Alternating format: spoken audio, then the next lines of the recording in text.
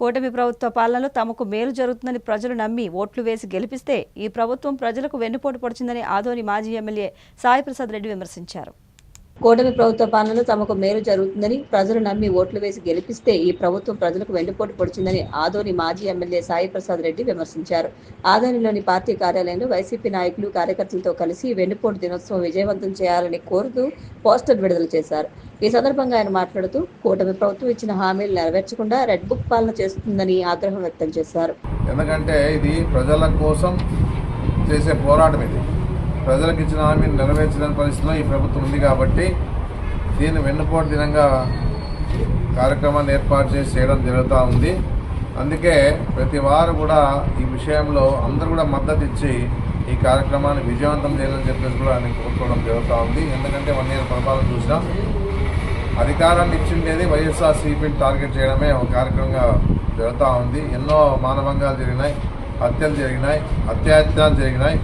ఈ రకంగా రాష్ట్రంలో రెడ్ బుక్ రాజ్యాంగం నడుస్తూ ఉంది కాబట్టి దీనికి వ్యతిరేకంగా ఇప్పటి నుంచే మన పోరాటాలు చేయకపోతే చాలా అరాచకాలు జరిగిపోతాయి రాష్ట్రంలో.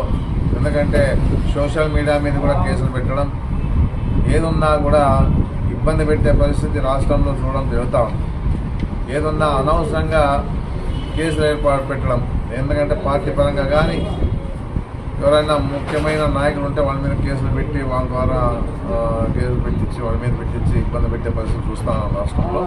అలాంటివన్నీ కూడా ఈరోజు ప్రభుత్వం చేస్తూ ఉంది కాబట్టి ప్రభుత్వం ప్రజల చేతుల్లో నుంచి ప్రభుత్వం వచ్చింది కాబట్టి ఆ ప్రభుత్వం ఏ విధంగా ఈరోజు చేస్తామో చూస్తాను. ప్రజలు ఇచ్చిండేది మాకు ఏదైనా మేలు జరుగుతుంది, మాకు అన్ని విధాలుగా తోడుంటుంది ప్రభుత్వం అని చెప్పేసి ఆలోచన చేశారు. కానీ ఈ ప్రభుత్వం ఆ విధంగా లేదు. ప్రజలకు ఇచ్చిన హామీలు నెరవేర్చలే, ఖజానా ఖాళీ అయింది, ఏమేమి లేని పరిస్థితి అని చెప్తా ఉన్నాడు. అమరావతి డెవలప్మెంట్ చేస్తారని చూస్తూ ఉన్నాడు. ఎందుకంటే ఒక అమరావతిలో డెవలప్ అయితే మనం ఏం కావాలి, రాయలసీమ వాళ్ళు ఏం కావాలో, కోస్తా వాళ్ళు ఏం కావాలి, ఇవన్నీ కూడా ఇబ్బందులు ఉన్న పరిస్థితి ఉంది కాబట్టి దీని మీద ప్రత్యేకంగా దృష్టి పెట్టాడు చంద్రబాబు నాయుడు. గతంలో అయితే జగన్మోహన్ రెడ్డి గారు ఆ విధంగా లేదు. అన్ని ప్రాంతాల అభివృద్ధి కావాలని చెప్పి ఆలోచనలో మంచి పని ఆయన చేయడం జరిగింది. ఆయన ఇచ్చిన హామీలు నెరవేర్చాడు జగన్మోహన్ రెడ్డి గారు.